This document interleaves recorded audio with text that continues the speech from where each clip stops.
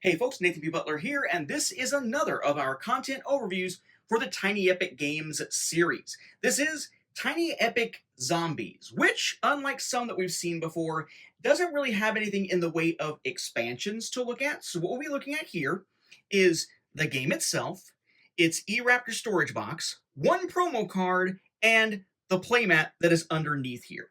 Like most Tiny Epic games, this one was crowdfunded. It crowdfunded back in 2018 with a goal of $15,000. It raised $854,483. So safe to say it met its goal. There are multiple levels you can pledge, as always. A P&P version for $8, a retail version without the deluxe content for $20, the deluxe version with the deluxe content for $25. That's the version we'll be seeing here. You get 2 copies of the deluxe version for $46, 10 copies of deluxe for $200, or an honorary producer pledge for $250. So let's dive in.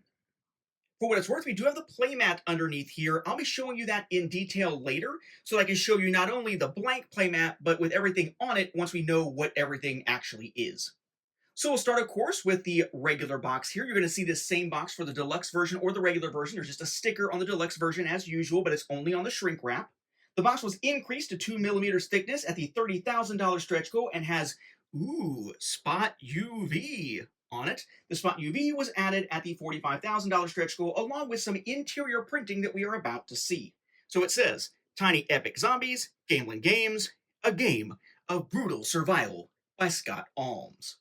Then we have Gamelin Games, players 1 to 5. We'll talk about that when we talk about game modes. Time 30 to 45 minutes, ages 14 plus. Tiny Epic Zombies with a zombie there. The other side, same information essentially. We have our spine here, horizontal. We have a spine here, up, vertical as usual with the title and Gamelin, whereas the other side is just the title there. The back tells us a bit about the game. So aside from those same statistics and the title, it says in relatively small type here, play as hopeful survivors, or play as the zombies, in this fast-paced game of brutal survival. Tiny Epic Zombies features 5 distinct play modes. Team versus 1 cooperative, team versus game cooperative, free-for-all versus 1 competitive, free-for-all versus game competitive, and solo play. Again, I'll explain that a little more clearly in a little bit. In Tiny Epic Zombies, survivors are always on the run, collecting weapons, killing zombies, and working toward completing objectives. Complete all 3 of your objectives, and you may get out alive. Fail to keep the zombies from overrunning the entire mall, and you'll become their lunch. We, of course, have the sort of standard list of things that make Tiny Epic epic and tiny. We have easy entry, high strategy, low downtime, short playtime, high replayability, and small box. Credits, website, legalese, company logo, QR code to learn more, the UPC, card sleeve information, shot of some of the contents. This does have item meeples again, and then a list of other contents over here. The item meeples, again, were introduced back in Tiny Epic Quest. We've also now seen them in Tiny Epic Defenders 2nd Edition and the Dark War. The item meeples actually won't stick around for very long in the product line here, but yes, this one does use that same mechanism of the special little plastic meeples with the little holes to put the teeny tiny items into the hands of. The interior of the lid has this artwork, kind of like a little dice tray type thing. The interior of the bottom is just blank black. And at least on my copy, the sides here are going to give us advertisements for Tiny Epic Quest, Tiny Epic Defenders 2nd Edition with the Dark War, Heroes of Land, Air, and Sea, which is another of their games, and then Tiny Epic Galaxies with its expansion, Beyond the Black. And like pretty much every other Tiny Epic game, with the exception of Tiny Epic Game of Thrones and the first editions of Defenders and Kingdoms, we get Tiny Epic Zombies, the eRaptor storage solution. So as you would expect, it has that nice acrylic top with the art on it here that just pops off. You have your rule book, and then lots of different trays that are sized to fit sleeved cards if you want to inside. So we have our individual player components for the human players in 4 little trays here. We have our regular sized cards in their own tray. We have a space next to them for the 2 vehicles. We have a tray here for the large cards. And then for the various other tokens, there's a tray. And for the zombies die, barricade, weapons, and so on, little dog. You have your other small component tray. And then interior art is that image there. The front, if you put it together the way that I have, which is theoretically correctly based on the instructions, you have a front, as usual, with a logo. You have the left side with a logo, a back without a logo, a right side without a logo, and a black bottom. So, of course, we have our rulebook here. In this case, the Tiny Epic Zombies Rules of Survival. And you'll find in here that there's basically 5 different game modes, but only sort of 5 in the way that I tend to look at it. It's more like 4. So basically, you can divide those 4 in half. There are a couple of different game modes where you're basically playing with a player controlling the zombies. It's a 1v many type of mode, and you can have anywhere from 2 to 4 different human players playing against that one zombie. Those modes are 3 to 5 players, one of which is a zombie player. But as far as the human players go, the way it divides up is that you can either play cooperatively or competitively. So that's 2 game modes. There's a zombie player, and the human players can be competitive or cooperative. Then there is a version that doesn't have a zombie player, and instead the zombie is essentially handled by the game itself. In that case, again, 2 to 4 human players, because we're leaving out the zombie now, right? 2 to 4, can either play cooperatively or competitively. The 5th mode is solo, but I would note here that just like with Tiny Epic Dungeons that we've looked at in the past, this is not a true solo game. If you want to play solo, the solo rules are just play cooperative with 2 characters completely separate. It's multi-handed cooperative rather than pure solo. For some, that will be a deal breaker. I think it's pretty fun, and this is a relatively highly ranked Tiny Epic game when it comes to solo play for many, many players. So don't let that turn you off, but just know that if you're looking for a true solo game where you're controlling one character, this ain't it. So Tiny Epic Zombies is a game that is played out inside a mall. You are trying to complete certain objectives in the face of a zombie horde that is invading this mall.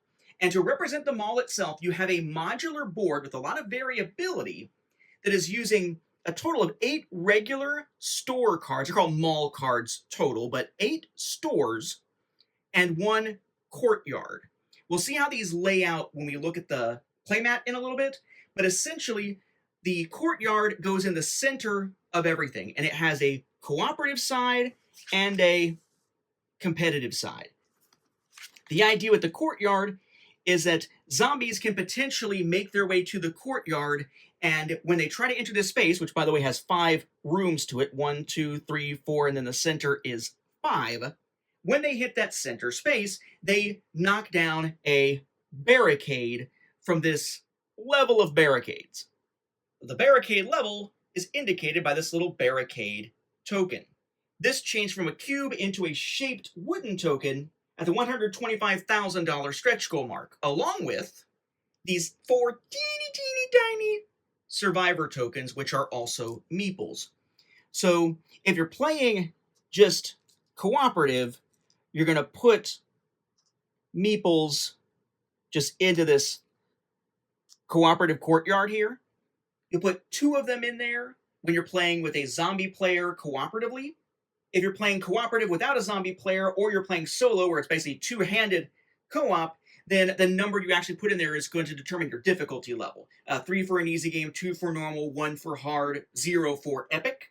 On the other hand, if you're playing on a competitive mode, then you're basically going to put either 1 or 2 in here on top of the little colored meeple indicating that particular player. If you're playing with 3 or 4 human players, then you'll just have 1 on each. But if you're playing with 2 human players, it's actually going to be basically 2 per player there.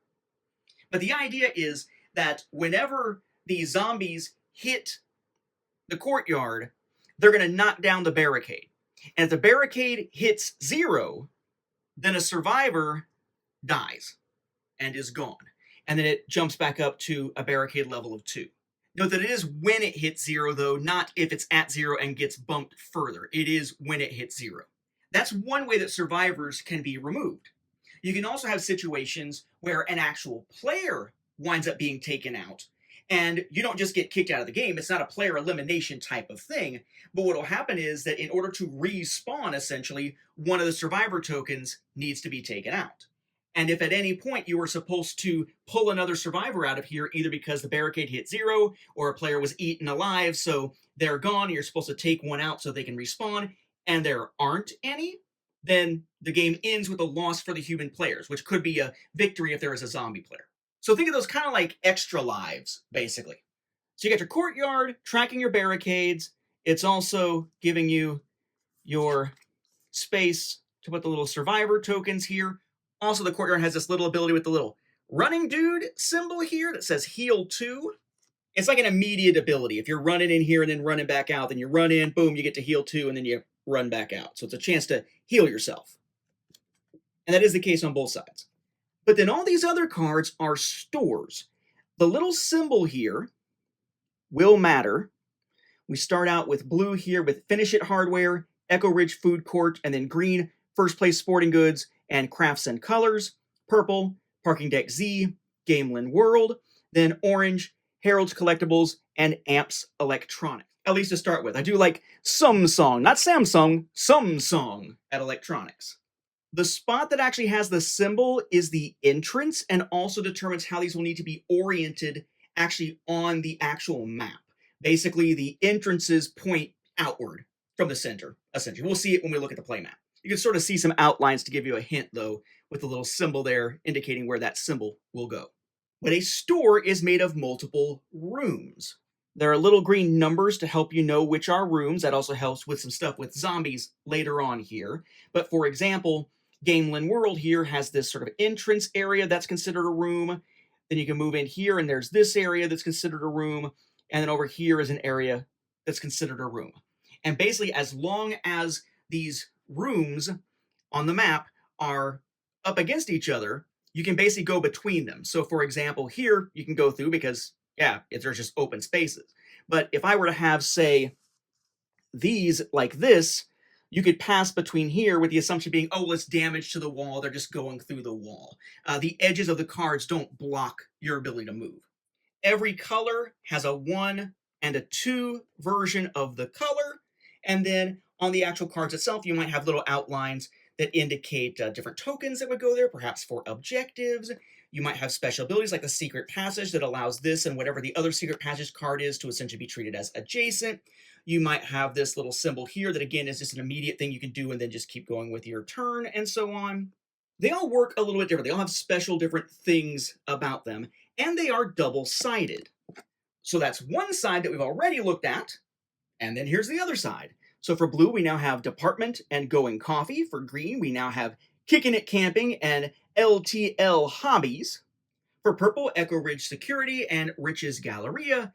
Then for orange, we have Hers Jewelers, HUR''S, and TE, as opposed to KB, Toys. So on a human player's turn, you have to move 3 times. And one move is following the little green arrows, basically, from one room to another. Though it doesn't have to be that direction. That's just showing you which spaces are rooms, essentially. At least for the human player. For zombies, it'll matter with the arrows, but that does help you distinguish between the rooms. You'll be able to move, and then if you move into a room with a zombie, you can kill a zombie with a melee attack. If you don't move into a room with a zombie, and there's a zombie in an adjacent room, you can kill them with a ranged attack. Then if there's no zombies in the entire store, not just in your room, but not in the entire store, then you can use that room's ability if it has one. You can interact with a token in its space, like collecting supplies or collecting an objective token or whatever. And then you'll do what's called searching the store to end your turn, which has to do with revealing a card, which we will take a look at in a moment. But the key thing is you're always moving. It's a very kinetic game. At the beginning of your turn, you can't do squat. If you're in a room with a zombie, too bad, just freaking run. You can attack in the next room, but not in the room you started in. It's move, do something, move, do something, move, do something, search card, done. So you will constantly be zipping around this map. And it's basically 29 rooms total if you count the 5 off the courtyard and then 3 rooms each per store for the 8 stores. So a lot of movement options and directions you can go. Just know it's very kinetic. I note a couple of stretch goals here. So first off, the locations being double-sided was a stretch goal at $100,000. Notice here that this one's special ability is that there is a motorcycle. There is a motorcycle that your item meeple can actually sit upon that is going to be in here as part of the ability. Ride the motorcycle, take 3 more moves, and then end your turn. Afterward, return the motorcycle to this room, leaving your item meeple behind. So basically just gives you some extra movement, but a cool little motorcycle to ride on while you do it.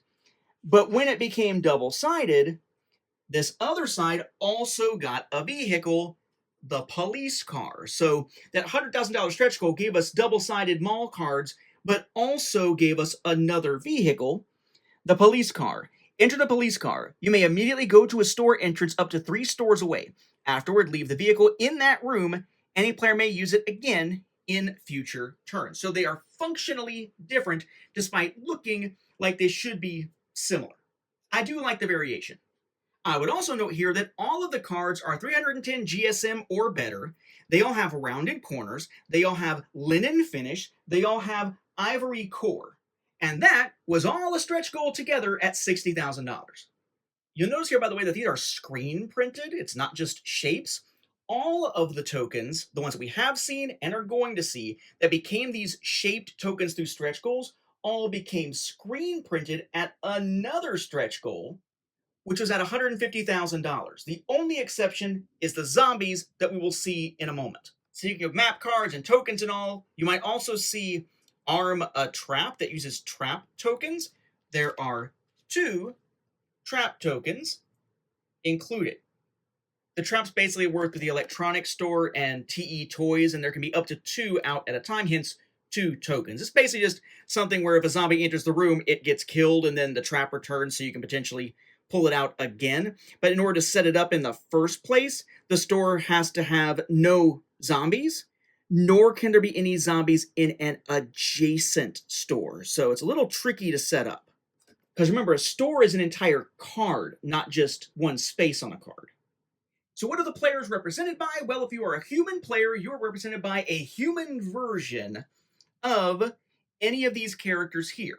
These were all the pre-stretch goal characters. Next, we'll look at the stretch goal-based characters here, but they all work essentially the same. So we have the teenager, the teacher, the athlete, the doctor, the greaser, and the scientist as the initial characters here. Each one, as I mentioned, is able to do a melee attack or a ranged attack, right? Because they're running through the rooms, and if they move into a room with a zombie, they can immediately do a melee attack. We'll see how that works here in just a second. Or they can do a ranged attack if there's not one in their room, but there is one in an adjacent room.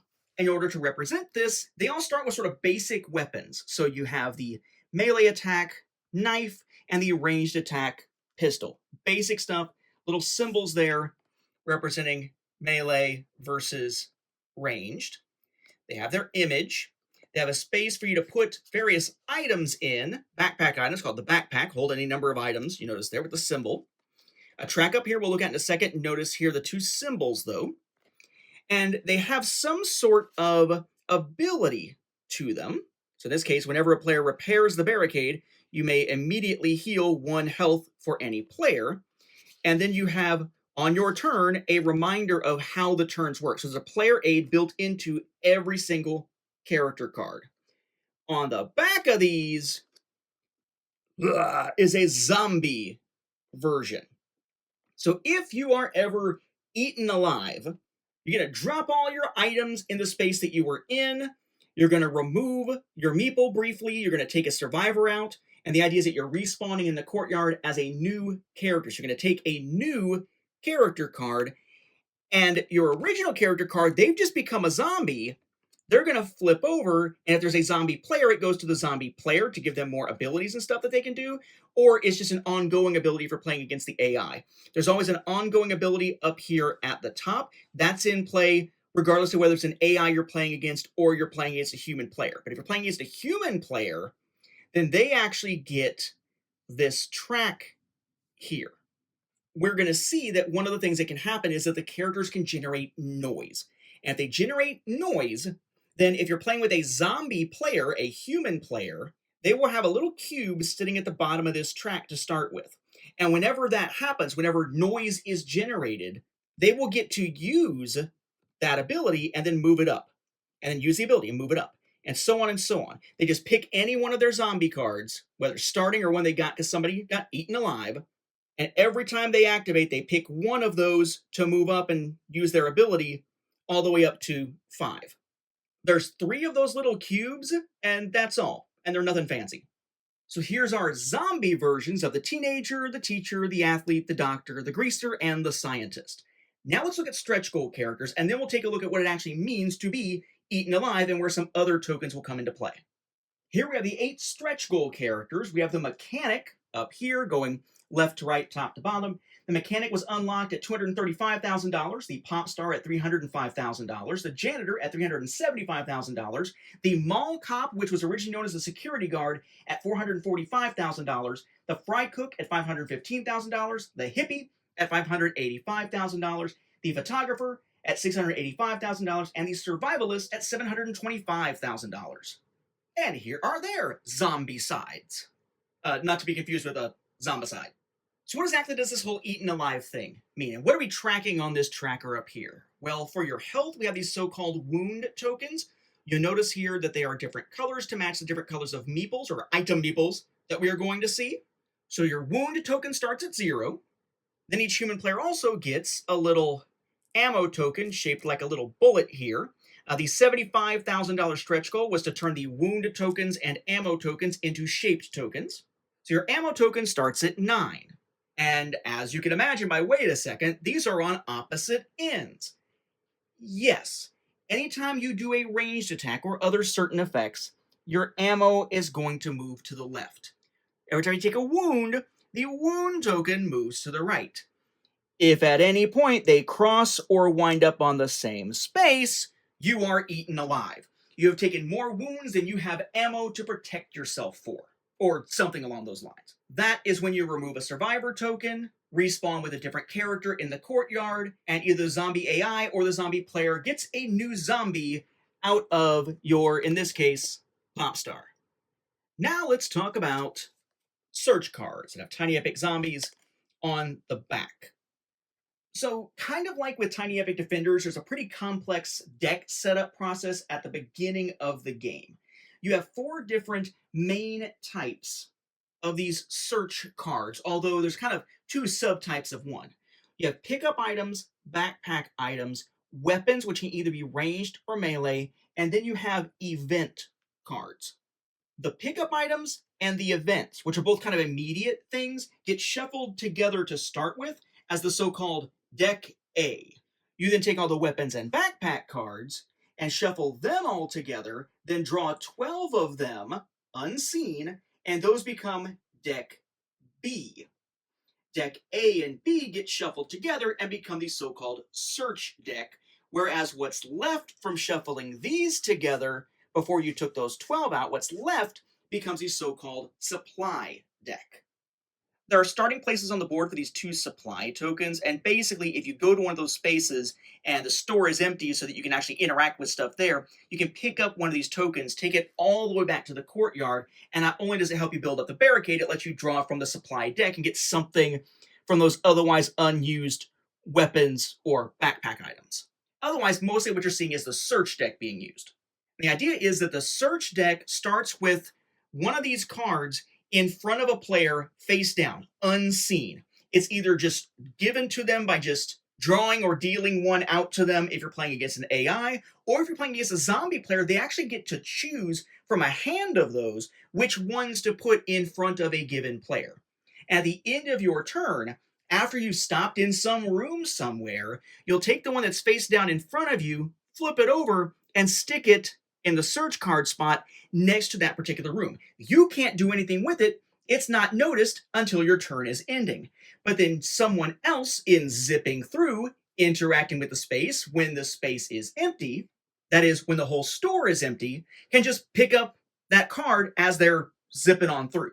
So essentially the map is constantly changing at the end of every single human player's turn because a new search card is coming out and going into those stacks. And again, there's different types. So you have these pickup items. Pickup items immediately happen. If you pick one of these up, you do what it says, you discard it, you're done. Backpack items can go into your backpack. Again, there's a space over here on your player card. And basically, you just use them whenever you want or whenever it says you can.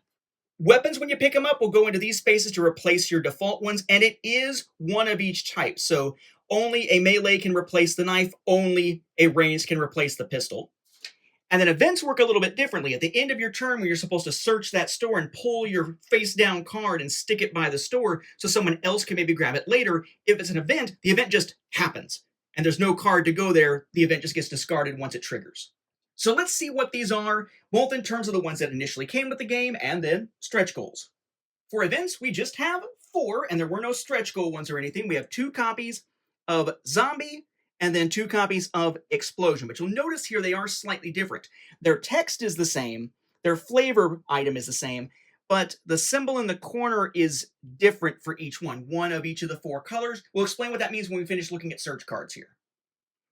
For pickup items, we start with 8, 6 of which are frequency. It's the exact same card, it's just that there are 2 blue, 2 purple, and 2 orange. And then you have 2 copies of First Aid, again identical, except for the symbol 1 purple, 1 blue. Again, these are the ones that you use immediately if you pick them up. So only pick them up if you need them. Then you have 8 so-called backpack items, again, that go in your backpack, and you can use them whenever during your turn. 3 copies of Grenade. There are 2 purple and 1 green as far as the symbols in the corner. 2 copies of Fireworks, 1 blue, 1 orange.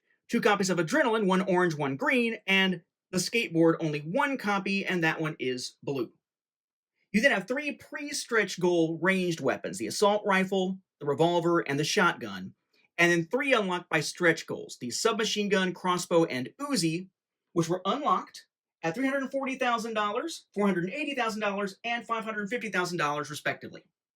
Then to round out the search cards here, at least for the base game, we haven't looked at any deluxe content yet, we have the 3 originally planned melee weapons, the axe, the chainsaw, and the crowbar, and then the 3 that were stretch goals, the barbed bat, the machete, and the golf club, which were unlocked at $200,000, $270,000, and $410,000 respectively. And now that we have all the weapons from the base game out, it's time to talk about item meeples. So, as with Tiny Epic Quest and Tiny Epic Defenders 2nd Edition, the meeples are these little meeples that are plastic rather than wood and have the little holes in them. So they're a little bit darker in color. We got like kind of a magenta-ish color there, kind of a grayish or almost a dark green color. You have a brighter but still not bright green color, kind of a forest green. And then you have an orange that's not like a popping orange, but an orange color. For what it's worth, since we will eventually look at the objective cards, I would note that each one has 3 objective tokens in their particular color. Anyway, every single weapon has an item for your item meeple. The little teeny tiny golf club, machete, barbed bat, crowbar, chainsaw, axe, crossbow, Uzi, submachine gun, revolver, assault rifle, and shotgun. And again, you can only have 1 of each type of weapon, so you might have 2 of these on your item meeple, none on the back in this game. So for example, let's say that this guy has, let's say the crowbar and the shotgun. This is what he's going to look like running around the board. It's goofy, it's unnecessary, it adds a bit of a toy factor, but it does add to the table presence.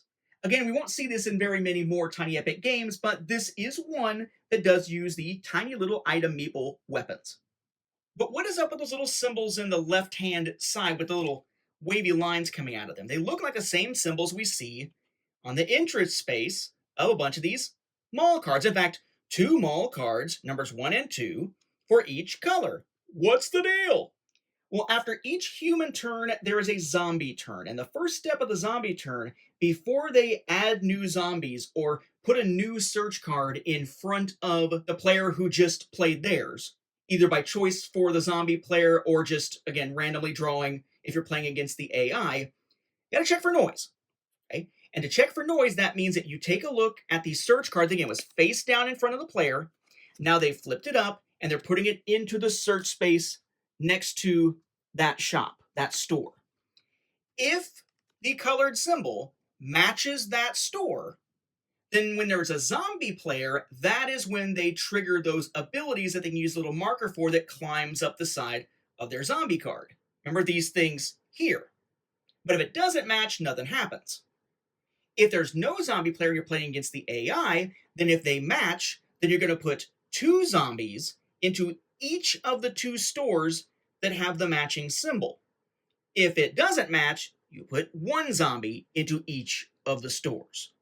So again, you're comparing the room to the search card, checking the symbol, and then acting accordingly. So again, you'll have your store card, your search card, and you're going to check for a match and then act accordingly. So let's talk about adding zombies. If there's a human zombie player, then after they act on whether they get to use that ability or not, depending on the matching symbol, they're going to be able to put 2 zombies out onto the board. And they get to choose whether they put them both in the same store that matches the color of the search card or 1 in each. But whether it's the zombie player doing that or just automatically adding 1 or 2 based on the match or not when there's an AI zombie player, you're always going to place the zombies in the lowest numbered first. So 1, 2, 3. First one, second one, third one. And there can only ever be 1 zombie in a room at a time. So if there's 3 zombies to place here, it's 1, 2, 3. Time to look at those zombies finally. There are 18 of these teeny tiny zombie tokens. These became screen printed as the only ones that were separate from the rest at the $650,000 stretch goal. So again, they will just spawn into a space. But one thing that is important to note is that if they can't spawn into that space, they go to the next one, and then to the next one. But then if they can't fit in that store, they essentially bust out of that store and go to the next card. But it really depends on where they are. So let me just show you the spaces here on the map, knowing that we're going to look at this in a little more detail in a moment when we see the entire map. So moving this off of here, let's say that the zombies are needing to be added to rooms that are actually adjacent to the courtyard. In that case, if they can't fit, they just immediately hit the courtyard. Boom. If it's in one of these kind of corner spaces that aren't directly adjacent to the courtyard, they're going to move clockwise to the next one, which will then put them adjacent. And if they can't fit there, then they'll hit the courtyard. So it's kind of like a twisting wheel type thing, but it never goes all the way looping around. It's just going from a corner to an adjacent to the courtyard to boom. So diagonal to orthogonal to courtyard. But remember, as you're running on through here, you can take out zombies. So say we move in here, and there's a zombie there. We can now melee attack that zombie. Well, again, how does that work? You have a melee die, and you're going to roll this sucker. And if you look around, you got this kind of bluish face here twice. You have this splattered green face twice. So that's 4 sides. You have a double wound token symbol and a single wound token symbol. This means you take a wound, or 2 wounds, or nothing extra happens, or you overkill, which gives you 1 free movement after killing that zombie. But it happens immediately. You don't do anything else in that room. You just move or you choose to forego it. This die being engraved instead of screen printed was a stretch goal at $175,000. But you only use this for melee, because you could potentially hurt yourself with melee. This is not something you use for ranged. Ranged is a separate deal. You just shoot. But it does cost you an ammo, which gets you closer to being eaten alive. Now let's talk about the objectives, which also lets us talk about the end game, the win or loss conditions. The humans need to complete their 3 objective cards. It may be you completing 3 if it's competitive, or it may be the group completing 3 if it's cooperative, but all 3 need to be completed for there to be a human victor of any kind.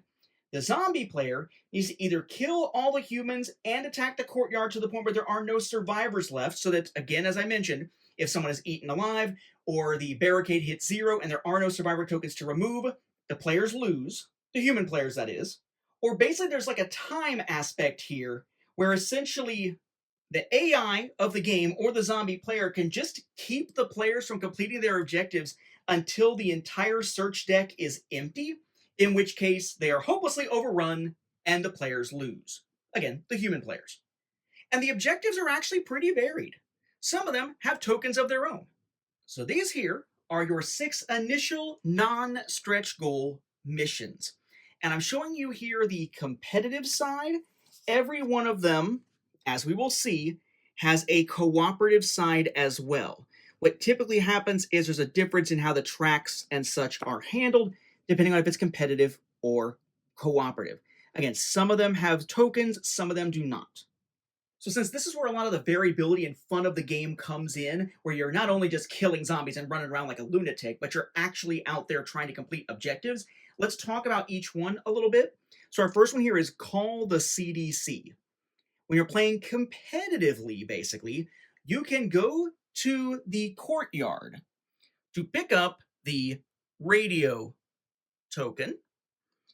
And while you have the radio token, if you can pick up a frequency card, which again is one of those pickup items that could show up in a store as a search card that comes out, then while you have the radio token, your goal is to find yourself a frequency card. The only person who can pick up frequency cards is someone who has the radio.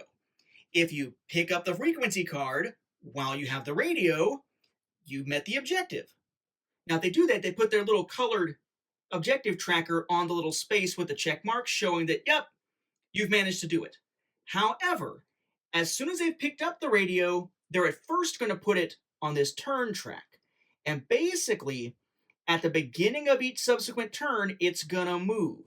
And if it ever reaches the end of that track and you still haven't fulfilled the objective, you're going to take 2 wounds and the radio gets returned to the courtyard. You took too long. Again, that way somebody else can get the radio and try it themselves. The cooperative side, a little bit different. In this case, again, the radio is in the courtyard. You're going to go ahead and put an objective marker on team start here. And basically, again, you're running around carrying the radio. You want to get frequency cards, and you can voluntarily drop it and let others pick it up, whereas in competitive, you drop it if you die. But in this case, you as a team, again, with the only person who can pick up frequency cards being the one with the radio, need to pick up 3 frequency cards. Then it's considered complete. Then you've got Fix the Helicopter that uses this little part token here. And in this case, you're going to set this up on the space that has a little gear icon with the number 1. So there's different gear icons, 1 through 4, scattered throughout the maps. And there's always 1 on one side, 1 on the other. So no matter which side you're using when it's randomized, you're still going to have it.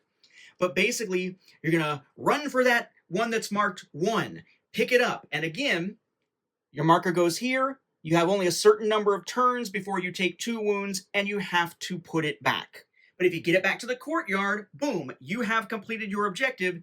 You put your marker showing the objective was completed. Although, if there are 2 players playing competitively rather than 3 or 4, you have to grab 2 of these parts. But the idea is that as soon as you're at the courtyard and you have completed an objective, you're going to mark that one, and the part's going to go back out on the board. But it's going to go to the next numbered spot. So this 4 that we just saw here, this is the last possible location for the little gear icon, the part token, to actually be in. Probably unsurprisingly, the cooperative version is that you basically need to have somebody on your team do that 4 times. Go pick up the first part, take it to the courtyard. Now put the token in the second space, go get it, bring it back. Now put it in the third space, go get it, and so on until you've got all 4, and then you completed the objective. Then you've got Save the Stranded, which has 2 tokens here for the so-called stranded. Little question mark pigtail girl in the back. We have one that's an actual little girl hiding out. You have one that's a zombie. And again, in competitive, you're trying to basically save one little girl. You notice that number 1 here says purple rooms. So you're going to take those, shuffle them up, put 1 inside the entrance space of each of the 2 purple stores. When you're there and you interact with the token, again, because the store is completely empty, then you'll flip it over. If it's the little girl, then yay! You put your marker down, you have completed the objective. If it's a zombie, oh no, a zombie spawns in your space. And if you are ever in the same space with a zombie and you have not killed the zombie, so maybe one spawns in your space for some reason, like this, you are what's called overrun, which basically means you lose 1 health. In other words, take 1 wound, it moves to the right, closer to your ammo token, closer to being eaten alive. Once either the survivor has been revealed or both have been revealed, not just the zombie, you'll take them, flip them upside down, shuffle them up, and put them in the blue entered spaces, and then the orange next time, and the green next time, and so on, allowing each player to try to complete the objective, again, marking them there. And not at all a shock, the cooperative version is to just do that 4 times. Purple first, then blue, then orange, then green. Essentially the same mechanisms as for competitive, but your team needs to do all 4 of them rather than each individual player doing 1. Next up, continuing around counterclockwise, is assemble an arsenal. No special tokens in this case. Basically, whenever you enter the courtyard, if you have a weapon attached, right? So a little weapon, little miniature in your item meeple's hand, and you have the weapon card, you can discard the card and place the weapon onto your colored slot there in the weapon cache. And also, when you're in the courtyard, you can choose to deposit ammo. Basically, just move it down your track, move this tracker up for the number you deposited. In order to complete the objective, if there are 3 or 4 players, each human player needs to have dropped off 1 weapon and 5 ammo. If there are 2 human players, you need to have dropped off 2 weapons and 5 ammo.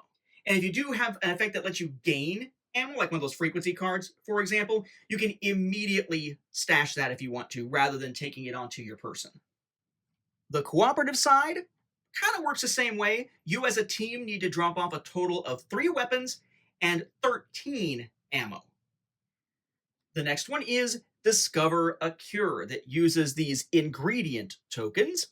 They have A, B, C, or D, and have this little symbol on the back that matches 8 different spaces on the map cards. So every one of the map cards has one of these, except the courtyard, of course. And they're placed face down. You don't know which ones are where. So for the competitive version, you'll start your little tracker on the start space at the top. And the idea is that you need to collect 3 ingredients in the correct order, A, B, C, or B, C, D, C, D, A, D, A, B. It's kind of staggered to make it so you can all be sort of playing towards the same objectives without getting in each other's way quite as much. But the idea is that when you uncover one of these, again, when you're in a store and you flip it over, if it's one that you need, you take it and you move down to the next spot on the track. If it's not the one that you need, you keep it face down without telling anybody what it is, and you just continue on. So you're collecting them, but they must be collected in the order they are on the track. You collect your first one, second, third. Once you collected the third, boom, you have met the check mark. You have discovered the cure. The cooperative version works similarly, except you have to collect all 8 of them in the correct order. And the correct order is A, B, C, D, D, C, B, A. So you're tracking quite a bit there to get all of the ingredients in the correct order. So apparently the cure is harder to discover if you're working cooperatively. Maybe you're getting in each other's way. So that brings us to the last of the regular pre-stretch goal ones, which is escape the mall. So for escape the mall, you have these 8 tokens. You have 2 1s, 2 2s, and then one of each of those symbols from the corners of the rooms, little entrance spaces, the orange, purple, green, and blue. And the idea is that you're going to take these that have the little exit symbol on the back, and you're trying to find the real exit. So you're going to place one of those face down on each entrance space, right? The space, the room on a given store that has the little symbol on it. And again, when you interact with it, because you're alone in the store, etc., you're going to take a peek and see what it is. The first time you pick up a number, you're going to take it. The first time you pick up a colored symbol, you're going to take it. If you ever already have a color and see a color, you don't take it. If you have a number and you see a number, you don't take it. The idea is you want a number and a color that indicates which of those exit spaces is the real exit space. Because remember, There's a 1 and a 2 of each color among the cards. So for example, if you find the orange and the 2, you know that the orange 2 is the real exit from the mall. And once you've completed all of your other 2 objectives, because you do have to complete 3 to win, then you go to that matching exit space, and then you complete this objective, and you win. Now, that is when you're playing with 3 or 4 players. If you're playing with only 2 human players, then basically you need a color, just one, but you need to get both of the numbers that match. So the first time you pull up a number, you keep it. Then the next time you see a number, if it's the other one of the same number, you keep it. If it's not, you leave it there. But you need to basically sort of double confirm which of the color ones is the real exit, even though you only have to determine the color the one time. The cooperative version is similar. Basically, you're running around as a group and you're grabbing all of these different tokens. And the idea is that the first 3 numbers that you find are basically blocked exits. The first 3 colors that you find are blocked exits. So the last number and the last symbol / color, that's the real exit. And then all of the players need to be in that exit space for the players to win the game. Again, having already completed their other 2 objectives. See, I love the variability here, and there's more. There were 3 stretch goal objectives, going from right to left here, because I put them in the wrong order here. These were unlocked at 300, 600, and 1200 fans of the game on Board Game Geek. So now going left to right, to be all confusing, we've got Escort the Army. So Escort the Army uses these little tokens that have a tank in gray on the back and another tank in the player's color on the front.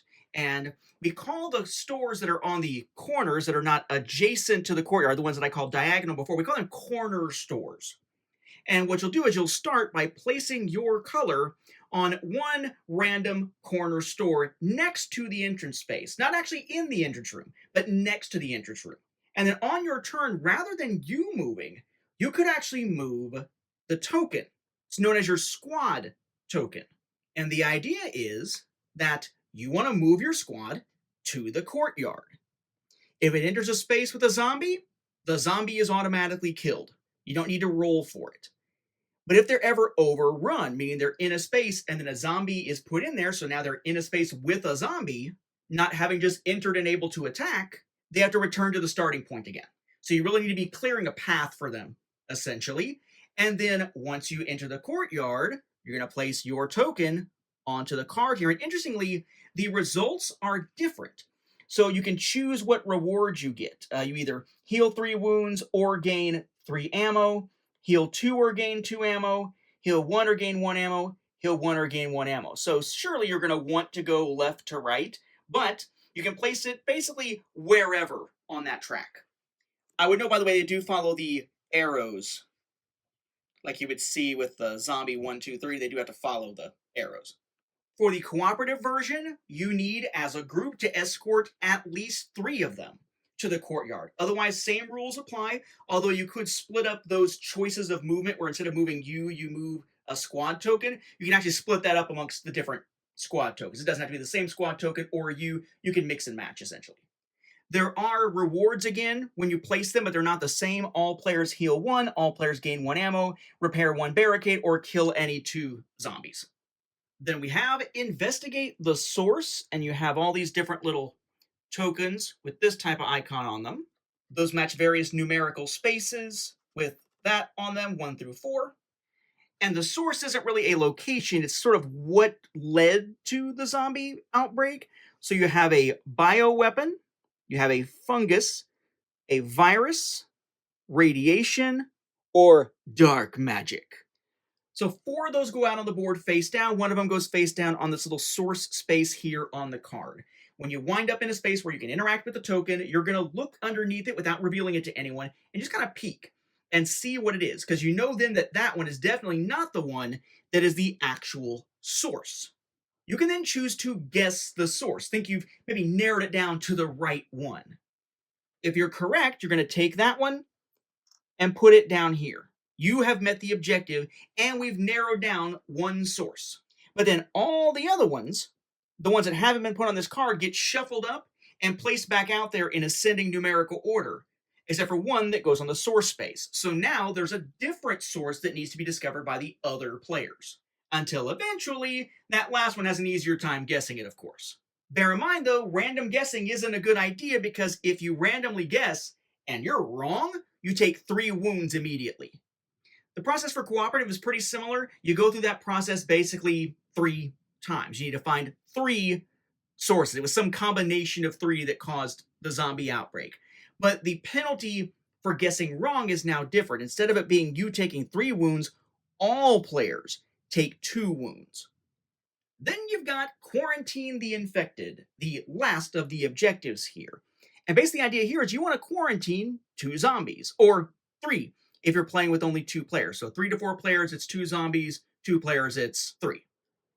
So when you enter a room with a zombie, and it's the only zombie in the entire store that is considered an isolated zombie, and you can choose to either do a regular melee attack, which would just roll this die, and again, I don't think I mentioned it before, but the zombie always gets killed regardless when you do a regular melee attack. It's just a question of any other consequences or bonuses that go with it. Same thing with shooting, it just costs you the ammo. There's no way for a zombie to evade an attack, essentially, normally. But if you want to, instead of melee attacking them, you want to quarantine them, you will still roll, but there will be some potential consequences. You could take 1 wound. You could take 2 wounds. There could be no effect. Or you could succeed in quarantining them. But you have to keep rolling until you get this symbol. There is no turning back from trying to quarantine them. So roll, roll, roll your dice. And, kind of hope for the best and hope you don't keep getting screwed over by bad rolls before you hit one of these. When you quarantine one, you remove it, and then you take your little marker and you move to the space and the next space. And potentially the next space, you're playing 2 players, and once you reach the end of the track, quarantining enough zombies, you have met the objective. And the cooperative version, basically the same thing, but you, as a group, need to quarantine a total of 5 zombies. Now that was all the content from the regular base game. A lot of objectives, a lot of different potential characters, it can become zombies, lots of different search cards, but if you got it through the Kickstarter or through Gameling Games website, you could get a deluxe version that comes with what you see here. One piece of which was a stretch goal, the rest of which was not. So the non-stretch goal ones are a total of 4 new characters. You have the trucker, the farmer, the burglar, and the lawyer. And of course, they each have a zombie side. All these different zombies have different abilities and whatnot, lots of game variation. There are 2 copies of one new backpack item, which is the Ninja Star. It's kind of like a ranged attack. It lets you kill a zombie in an adjacent room, except to do it, you have to discard it. Notice the D symbol there indicating deluxe, same thing here. Then skipping over this one for a moment, you have 2 new weapons. The new ranged weapon is the bazooka. The new melee weapon is the katana. And then this one was actually a stretch goal, kind of a really cool, interesting little tweak on the formula. It was a stretch goal at $620,000. You got this little meeple of a dog. And it is the service dog. It goes in the search deck or supply deck, right? So it's just a standard search card here. It's considered a backpack item, so it does not take one of your weapon slots, and it's not a immediate use kind of thing, although it is going to trigger basically everything when it comes to noise. So it's going to match anything. After you collect this card, this is Ted the German Shepherd. After you collect this card, place the dog token, that's this, next to your item meeple, and it will move with you as you move. When the dog is with you, you may collect items, use room abilities, and pick up objective tokens, even if your store still has zombies in it. That is freaking huge. So, lets you get objectives faster. Great in a cooperative game, sucks for the other players in a competitive game. You may also collect search cards from any adjacent stores, as long as those stores, not the one you're in, but those stores, have no zombies. However, the next time you would take a wound from being overrun, again, a zombie in your space from like spawning there, for example, instead of being overrun, the dog is eaten alive and becomes a zombie dog instead. You place a zombie dog into an empty room of your choice. The zombie dog is treated like any regular zombie, and once it's killed, it's removed from the game. So it just becomes a regular zombie. There's no like special abilities once it's a zombie, but it's pretty freaking awesome if you've got it as an item. Unfortunately, it will sacrifice itself for you and is going to be limited in its usefulness from a time standpoint. So that was all of the base game content, all of the deluxe content. That leaves us only two things left to check out, which is the mat and first, a promo card. The only promo card that exists for this game so far as of September of 2025 when I'm recording this, and this is the Game Boy Geek or Dan King promo card. And it was part of the Game Boy Geek Season 8 Kickstarter back in 2020. And basically it's just a Game Boy Geek as a character and as a zombie here. If you're curious about this, just in case, I haven't looked at all the different individual abilities because that's something for you to sort of explore on your own as you're playing the game, and there's a lot of them to speak of. But just in case you're a player of Tiny Epic Zombies and you don't have this promo and you're wondering whether it's worth getting, let's talk about the ability. So the regular ability when it's a player card is Game Time. When you end your turn in a store with another human, gain 2 ammo. Courtyard doesn't count as a store. Right, because it's the courtyard. Duh. Does have the player aid, all the rest of the stuff is the same. On the zombie side, the regular ability up here that is in play, whether it's an AI zombie player or a human zombie player, is when a human ends their turn in a store with any other humans, the human that just moved loses 1 ammo. Again, the courtyard does not count as a store. As for the abilities that use the horde marker for a human zombie player, we have for 1 and 2, it's after placing zombies, you may move any 2 zombies into the same empty store. You may choose which rooms in the empty store they are placed into. Level 3 or 4, after placing zombies, place 1 additional zombie into any gain 1 ammo room without a zombie in it. Then that ultimate ability number 5, after placing zombies, you may remove 1 zombie from the supply, placing it back into game box. Removed zombies cannot be returned to the game by the human players. You might say, why is that such a big deal? Well, again, there's only 18 zombie tokens.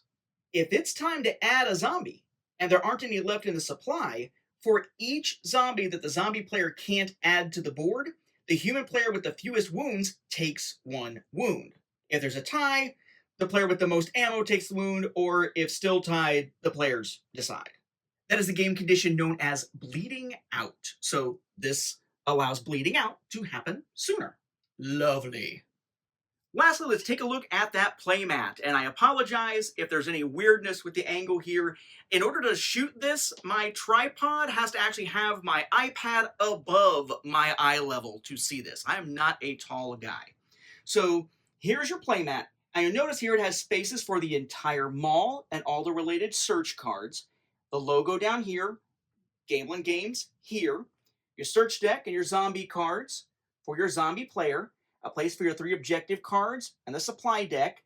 The weapons, that is for the little miniature weapons that go onto your item meeples. And then down here in the corner, interestingly enough, is the sort of achievements. They call them glorious victories for Tiny Epic. Having glorious victories or achievements to earn as part of the PvP was the $750,000 stretch goal, but they did decide to include it on the mat, which I thought was pretty cool. So this is what it's going to look like just laid out without anything on it. Let's see what it looks like with everything on it. Or almost everything. And here we are. So this is similar to what you might see during play. Now I haven't put the meeples out. I haven't poured all those teeny tiny weapons into the weapon spot over there. I am keeping them safe inside the storage box for the moment. And there's no tokens out for objectives or supplies or anything on the board here. But essentially you've got your layout here. You've got your mall. You have your courtyard on the appropriate side. You'll have your survivor tokens and you'll have your barricade tokens on there. You have your map cards that are laid out with the entrance facing outward. And on the playmat here, it is matching the little spot there. They're going to be random in terms of their order. They're going to be random in terms of which side is face up. In the case of the one that uses the vehicle, you're going to put either the motorcycle or the police car into the space, ready to go. As you are running around and things are being dropped into those rooms by search cards coming out, There'll be a pile of search cards next to each room, potentially, for you to possibly pick up along the way. You have your face-down search deck over here, your face-down supply deck up there. You have the objective cards on the top where you're tracking them, facing on whatever the correct side is, perhaps with markers or tokens on them. And the zombie player or the zombie AI has their zombie cards over here. A couple things I didn't mention previously about characters or zombies is at the start of the game, the zombie player, if there is a human player, takes 3 character cards, flips them to the zombie side, and picks 1 to use as their starting zombie. Likewise, the players will each take 3 cards, look at the human side, and pick 1 to be their starting character. And it is important to note that the zombie player or zombie AI can never have more than 3 zombies for their abilities and whatnot on their side. They might kill enough to go beyond 3, but 3 is their maximum. I do think this does a very good job of organizing things for the game, so this is another Tiny Epic game that I really probably wouldn't play as much without the mat to keep everything straight and organized. So there you have it, folks, everything that exists so far for Tiny Epic Zombies. Again, this crowdfunded back in 2018. There have been some rumblings about the potential for future expansions, even in 2025, such a long way from when it originally crowdfunded. But with the fact that Gameland has now been bought out by Tycoon Games, it's anyone's guess where the series goes from here, at least as of the time that I'm recording this in September 2025. But hope springs eternal, because Tiny Epic Zombies is a hell of a Tiny Epic game. Just remember that if you're playing solo, it's not true solo, it's two-handed multiplayer. But I would argue it is worth playing even if just for solo play. It's one of the better Tiny Epics.